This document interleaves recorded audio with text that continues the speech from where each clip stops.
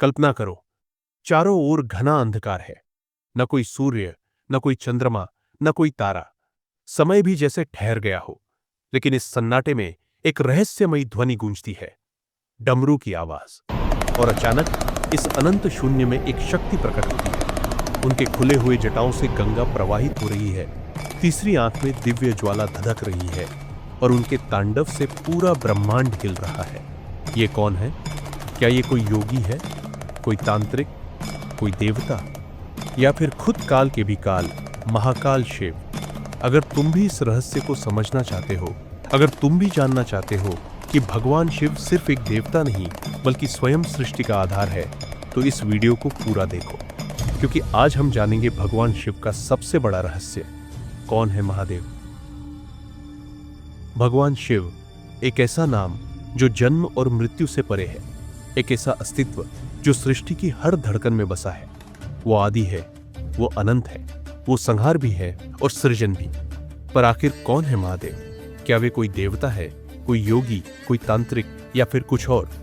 शिव सिर्फ एक व्यक्ति नहीं, वो एक तत्व है, एक ऊर्जा, एक रहस्य जिसे समझना आसान नहीं। कहते हैं जब कुछ भी नहीं था, जब केवल अंधकार था, तब भी शिव थे। वो शून्य से भी परे है और अनंत से भी आगे। वो किसी मंदिर में बंद नहीं, किसी मूर्ति में सीमित नहीं, बल्कि हर जगह व्याप्त है। शिव वो है जो ना जन्म लेते हैं, ना मृत्यु को प्राप्त होते हैं। शास्त्रों में शिव को सृष्टि के आरंभ से पहले की शक्ति बताया गया है। जब इस ब्रह्मांड की रचना भी नहीं हुई थी, जब समय और काल भी अपनी संध्या खोज रहे थे, तब भी शिव अस्तित्व में थे। उनके होने का कोई प्रारंभ नहीं और उनके ना होने का कोई अंत नहीं। शिव वो है जो समय के बंधनों से मुक्त है, इसलिए उन्हें महाकाल कहते हैं। पर शिव का स्वरूप ऐसा क्यों है? उनके गले में सर्प क्यों है? उनके सिर पर चंद्रमा क्यों विराजमान है? उनकी जटाओं से गंगा क्यों बहती है? और सबसे बड़ी बात, वो श्मशान में क्यों रहते हैं? इसका उत्तर है, शिव वो है जो संसार के हर रूप को अपनाते हैं। सर्प जो अन्य देवताओं के लिए भय का कारण हो सकता है, वो शिव का आभूषण बन जाता है। विष जो संसार के लिए विनाशकारी हो सकता है, वो शिव के कंठ में जाकर नीलकंठ का स्वरूप ले लेता है। श्मशान जो मृत्यु का प्रतीक माना जाता है, वो शिव का धाम बन जाता है।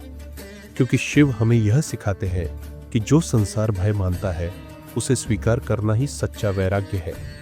पर शिव सिर्फ संहारक नहीं है, वे प्रेम के सागर भी है। उनके प्रेम की सबसे सुंदर कहानी है माता पार्वती।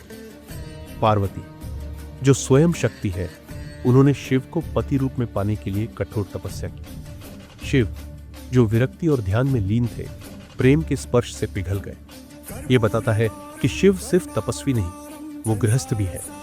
वो हमें यह सिखाते हैं कि जीवन में संतुलन होना चाहिए, न तो केवल भोग ठीक है और न ही केवल योग।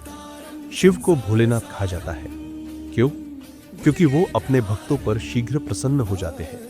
एक सच्चा प्रेमी, एक सच्चा भक्त, चाहे वो देव हो, मानव हो या असुर, अगर सच्चे मन से शिव को पुकारे तो शिव प्रसन्न हो जाते हैं। तभी तो रावण भी उनका प्रिय भक्त था और भक्त प्रहलाद भी।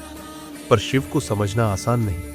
वे संसार से परे है, लेकिन संसार में भी है। वे निर्गुण भी हैं और सगुण भी। वे ध्यान भी है और तांडव भी।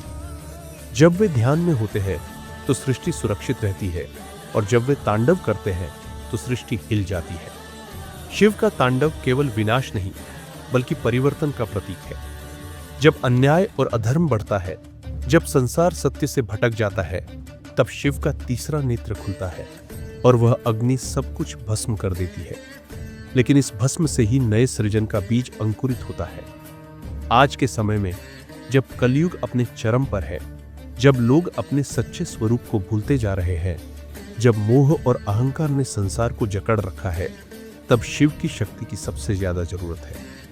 शिव हमें सिखाते हैं कि सत्य से ना डरो, अन्याय के खिलाफ खड़े रहो, मोह और अहंकार से मुक्त हो जाओ और अपने भीतर के शिव को पहचानो। शिव कोई व्यक्ति नहीं, शिव एक तत्व है। वो तुम्हारे भीतर भी है, मेरे भीतर भी, और इस पूरे ब्रह्मांड में भी। बस जरूरत है उन्हें पहचानने की। हर हर महादेव।